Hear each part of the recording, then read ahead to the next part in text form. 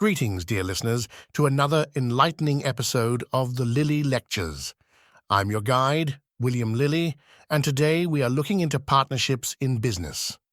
As always, the Lord of the Ascendant represents the querent, while the Lord of the Seventh represents the intended partner, but pay attention to any planet in the seventh house or near its cusp, and consider whether the party being inquired about resembles the description of that planet or the Lord of the seventh house more.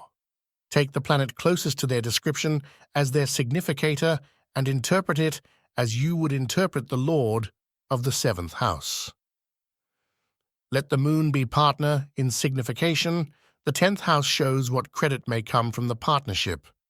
But whether the partnership will be good or bad, you must look to the 4th house, its Lord, the planet posited there, and the planet to which the moon applies. If the Lord of the Ascendant and the moon are in cardinal, movable signs without reception by house, exaltation, triplicity, or term, there will be contention and disagreement, but matters will be reconciled, and the partnership will hold, but there will still be mutual mistrust, and little goodwill come from it. If the significators are in fixed signs without reception, their partnership will last for a long time, but little profit will come to either party, and the commodities will be hard to sell. If the significators are immutable or common signs, it promises a profitable partnership, and they will be faithful to each other. If one significator is in a cardinal sign and the other in a fixed sign, the disturbance will be less than initially feared. If malefic planets aspect both the Lord of the Ascendant and Lord of the Seventh, the partnership will be detrimental for both parties, and neither will deal fairly. See where and what houses the malefic planets are posited to discern the cause. I have often acquainted you with the signification of the houses.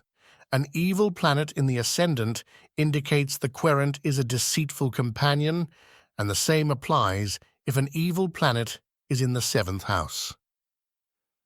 If the moon separates from one benefic planet and applies to another, the partnership will start well and end well, even if neither of them gains wealth.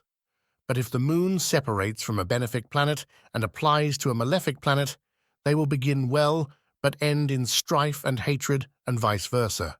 But if the moon separates from a malefic planet and applies to another, they will start the partnership with muttering and complaining, continue with fears and jealousies, and end with lawsuits. A benefic planet in the 10th house indicates that they will gain a good reputation and will rejoice in their mutual partnership. A benefic planet in the 2nd house is favorable for the querent, while in the 7th house it benefits the partner. A malefic planet in the 2nd house or the south node suggests that the querent will gain little and may be cheated or entrust much and accumulate few debts. If the Lord of the 4th house applies to the Lord of the 11th house by sextile or trine, or if a benefic planet is in the 4th house, or if the Lord of the 11th and 4th house are in reception, or if benefic planets form sextile or trine aspects to the Lords of the Ascendant and 7th house, a favorable outcome can be expected from the intended partnership. Observe the part of fortune, its dignity, and how it is aspected. If the Lord of the 7th house or the 8th house forms a square or opposition aspect to it, the querent should not expect significant benefits from the partner, as it is likely that they will mismanage the estate or the common stock. And there you have it, dear listeners, a celestial roadmap for partnerships in business.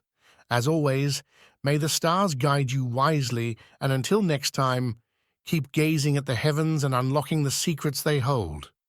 I am William Lilly, and this is Christian Astrology.